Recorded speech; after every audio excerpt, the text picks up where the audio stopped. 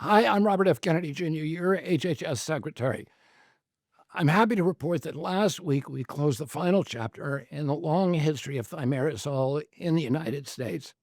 Thimerosal, of course, is a mercury-based vaccine preservative.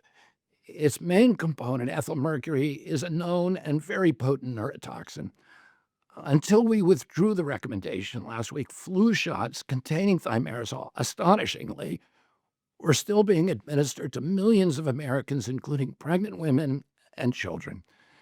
Now, I've taken a lot of flack from the vaccine industry and from its allies in the press about my decision to ban it.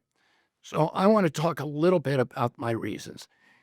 In early 2001, the director of the FDA Office of Vaccine Research and Review, late William Egan, admitted under oath before Congress that thimerisol's safety had never been studied in human beings. Further, CDC has no existing guidelines for safe exposures to ethyl mercury. It's therefore inexcusable that these agencies allowed neurotoxic mercury to be injected into Americans for so long. A quick search of the National Library of Medicine's PubMed and PubChem websites nets thousands of studies on search terms such as mercury neurotoxicity, mercury in development, and mercury in the brain.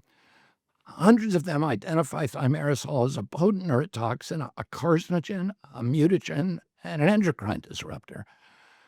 But let's put all that peer-reviewed science aside and just look at what the government itself and the vaccine industry say about thimerosal. Thimerisol's own label advises against its use during pregnancy, pointing out that thimerosal has never been shown to be safe and that it causes mutations in mammals. Thimerisol's material safety data sheet acknowledges that thimerosal is toxic, that it has nervous system and reproductive effects, that it's mutagenic in mammalian cells, that exposure to mercury and thimerosal in utero and in children could cause mild to severe mental retardation and mild to severe motor coordination impairment. The MSDS also lists a grim inventory of dozens of other devastating injuries from thimerosal exposure. In 2001, the National Institute for Environmental Health Sciences warned that thimerosal is toxic by ingestion and inhalation. The California EPA recognizes thimerosal as a reproductive toxin in the clearest possible language. Thimerosal, it says, disassociates in the body to ethyl mercury. The evidence for its reproductive toxicity includes severe mental retardation or malformations in human offspring who were poisoned when their mothers were exposed to ethyl mercury or received thimerosal vaccines while pregnant. Studies in animals demonstrate that developmental toxicity after exposure to either ethyl mercury or thimerosal. The U.S. EPA also identifies mercury and mercury compounds as causing reproductive toxicity.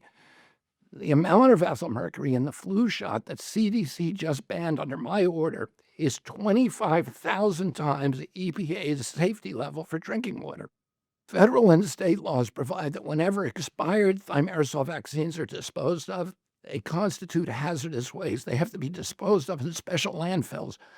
I have to ask again, why were we injecting this toxin into babies and pregnant women? A year 2000 study by the National Research Council found that prenatal and infant mercury exposures cause multiple impacts to basic brain development by disrupting the division and the migration of neuronal cells.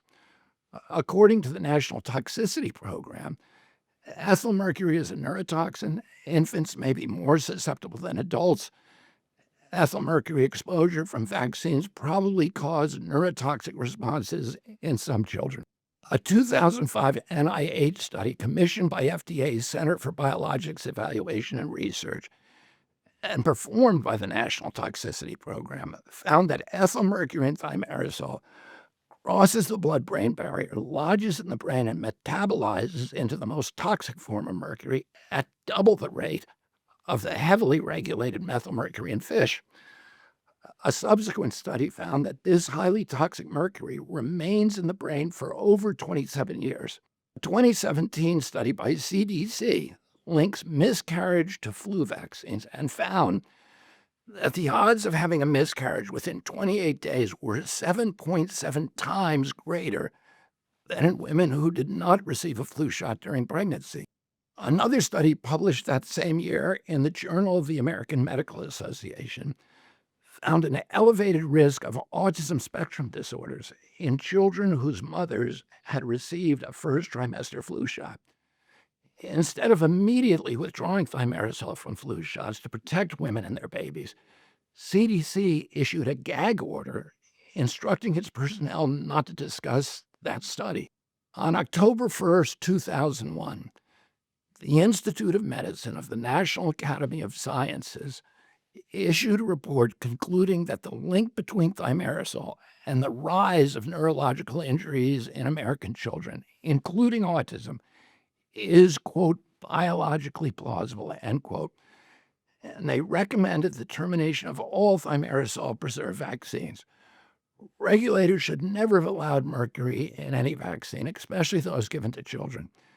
They had the science, but they chose to ignore it.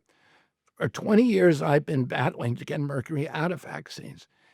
Instead of following the science, CDC and its allies in the industry and the pharma-funded media have marginalized, vilified, and censored parents, doctors, and scientists who question the wisdom of using mercury in vaccines by calling them by the pejorative anti-vaxxer.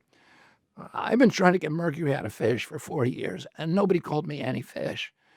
That's the pattern we've seen for too long. Companies protect profits by suppressing the science, and regulators lie to the public and look the other way.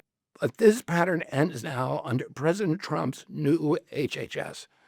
I'm happy to announce that my newly appointed CDC Advisory Committee on Immunization Practices voted in June to recommend a full ban on mercury-containing preservatives in all vaccines, including flu shots. I formally approved that recommendation last week. The decision breaks decades of paralysis, and it fulfills the 1999 promise by the National Academy of Sciences, and it finally aligns U.S. vaccine policy with that of developed countries that removed mercury additives decades ago.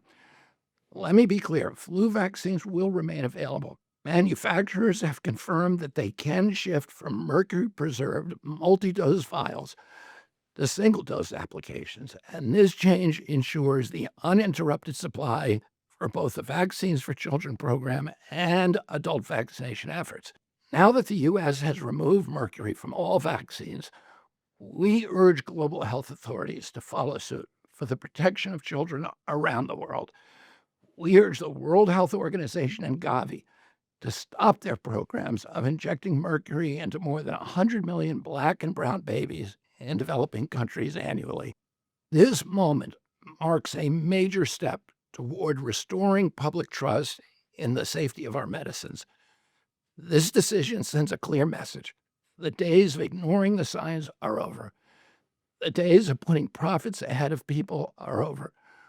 We are remaking FDA and CDC under President Trump's leadership, your FDA and your CDC, into the vigilant public watchdogs that they were always meant to be. Thank you.